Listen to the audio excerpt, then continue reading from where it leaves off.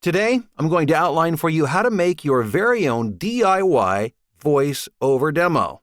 But before we get into the content today, make sure you hit the bell so you get reminders of all new videos and content that's released. If you're not subscribed, be sure to subscribe to the channel. If you're not sharing, share it with your friends. I'm sure they would appreciate it. And I hope you like the video. If you do, make sure to give it a thumbs up. Now, in the last video, and we'll put a link to it here, I talked about the fact that nowadays, you can actually get started in your voiceover career without the initial investment in the thousands of dollars that it would take to create and have produced a professional voiceover demo. Not that you won't need one at some point in the near future, but when you're getting right out of the gate, you can actually, and this is what I do with my voiceover students, teach them how to create a DIY voiceover demo so that they can begin making money initially and then pay for the upgrades in their business, i.e., voiceover demo or demos and equipment, recording equipment with money that they're making in their business. Makes sense, right? It's all about, I think, being practical and making financial sense because you don't want to go deep in a hole early on and then find yourself in a really bad situation. So DIY demos, in my opinion, are the way to get started. And the thing that really makes it all possible is the fact that now there are platforms where somebody who's just getting started in voiceover can actually go to work for smaller clients for less pay, but the expectation in terms of your demo is not as high right off the bat. So that's why you can do it now, whereas 5, 6, 7, 10 years ago, it was really difficult to start a voiceover career in that way. All right, so DIY demo, a couple of things. First of all, in my opinion, if you're getting started in voiceover, it's good to go for the lowest hanging fruit. In other words, what's the easiest work to get? And the audiobook market is growing quickly. There are a lot of books, and I won't go into the reasons why, but there is a big push to get traditional books turned into audiobooks. Now, I'm not saying it's at the very top of the pay scale of voiceover. While there are a very small number of books that would pay quite well, the vast majority aren't going to pay as high as many of the other jobs like promos and commercials and corporate work.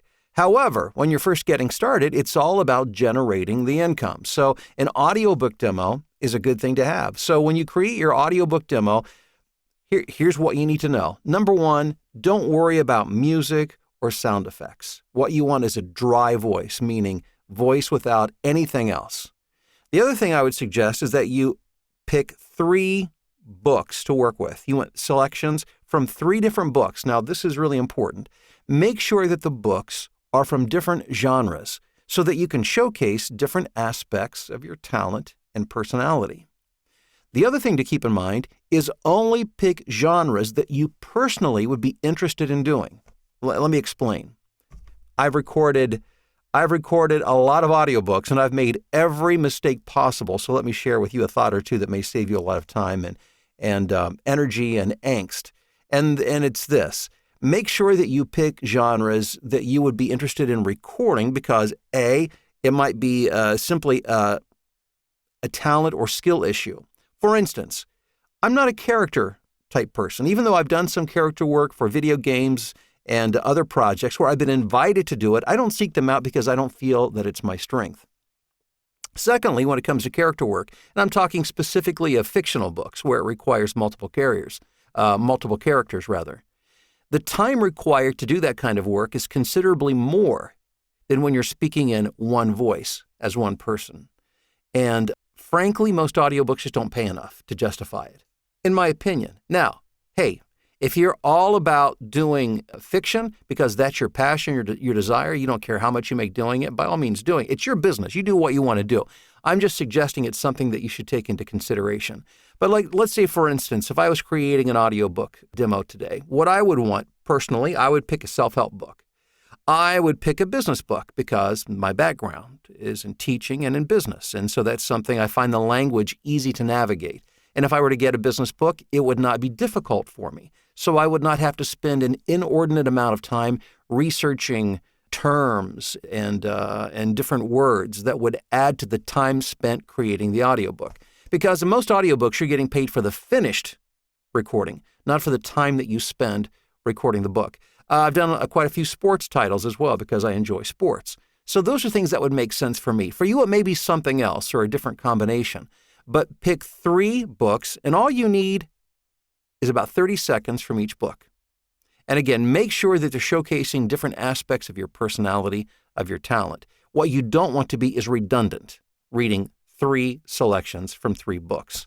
If you do that, you might as well just have one 30-second clip and forget the other 2. So make sure that you're showing a variety.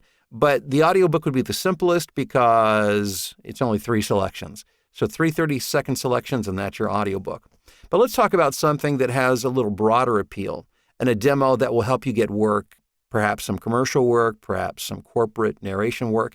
Here's an interesting fun fact for you. In my experience, I have found that nearly every job that I'm hired for, I'm hired because of my commercial demo. I also have a narration demo, and I've used a promo demo. I've had a number of demos along the way, but I've found that over 90% of my clients hire me based on my commercial demo. Now, that being said, here's the other fun fact. About 75 to 80% of all the work that I do is corporate related, most of that being e-learning. So are you catching this? Most of my work is e-learning, but I'm hired because people listen to my commercial demo.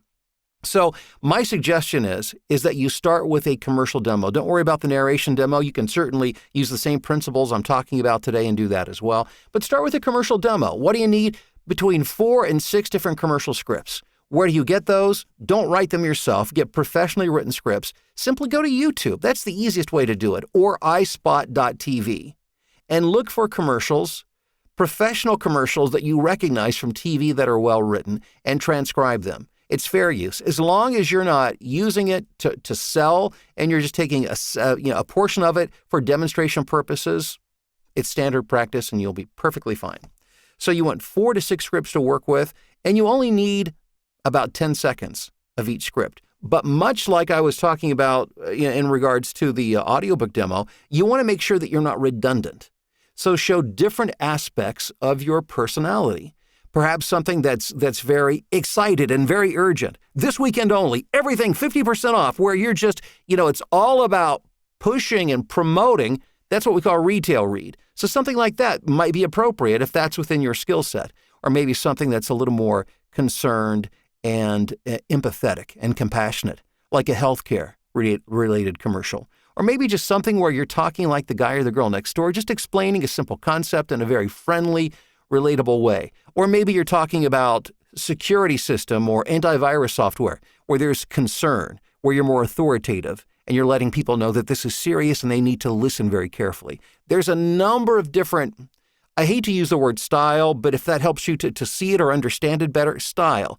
What I like to think of it is different aspects of your personality, of emotion that you can create, different points of view. But the point is, you don't want it to be redundant. If you've got 6 commercials where you read exactly the same way, or one's a little faster, one's a little slower, one's a little louder, one's a little softer, you're being absolutely redundant. So take those 4 to 6 scripts, record that approximately 10 seconds worth of copy. You edit those together. Do not use music and sound effects unless you have a background in production and you know what you're doing, or you can find somebody to help you with that. But otherwise, just having a good, clean, dry voice with nothing else added is perfectly appropriate, especially when you're talking about the platforms where there's where you're working with the smaller clients and the lower budgets, like Upwork.com, Fiverr. Although Fiverr now, my last job on Fiverr paid $5,000. So I hate to categorize Fiverr as just a lower pay, because it's not. It's a very broad range of pay. And there's a number of other freelance sites where you can get started by using a DIY demo. You can invest the $2,000, $3,000, $4,000, do the pro demo up front if you want to. But remember, you can take more of a business approach and work out of cash and not out of debt, and not put yourself in a situation that you regret down the road. I hope you find this helpful. And you know what? Today, do me a favor. Just begin the process today. Find some scripts, find several scripts, and start recording. Put them together into a demo and just try it. Try it. Fly it up the flagpole, post your comments below. Let's see what happens.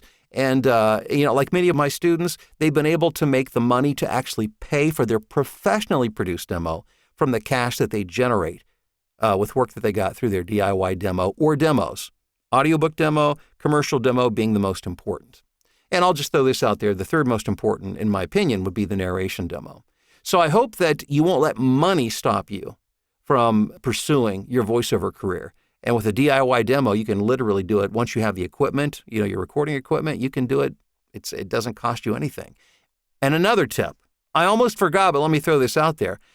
I encourage my students to re-record their DIY demo or demos at least once every week for the first 6 to 8 weeks of their beginning in voiceover. The reason for this is because you will find that you will get better fast. Your performance skills will improve. Your editing skills will improve. So every week, re-record the demo. You don't even need new scripts. If you want new scripts, get new scripts, but you can just use the same scripts. But each week, what you'll find is that your skills will grow and grow. You'll get better and better. Therefore, your demos become better and better, especially for that first 6 to 8 weeks. So if you have time to do it every day, re-record it every day, but at least once every week, first 6 to 8 weeks, and just see what happens. See what happens as you begin your voiceover career. Again, thanks for checking out the video. Hey, I hope you'll go below and look in the description because I've got I've put links to resources that I believe will help you in your voiceover journey, including our friends at Whisper Room. I'm operating out of a Whisper Room, and I have for about a dozen years. And I highly recommend them, and I hope you'll check them out. And I hope you'll keep coming back to the channel for more information to help you grow and be profitable. That's really important. It's fun to do, but it's better when you're making money and you can actually turn it into a career as opposed to a hobby. Thanks for checking it out, and I'll talk to you soon.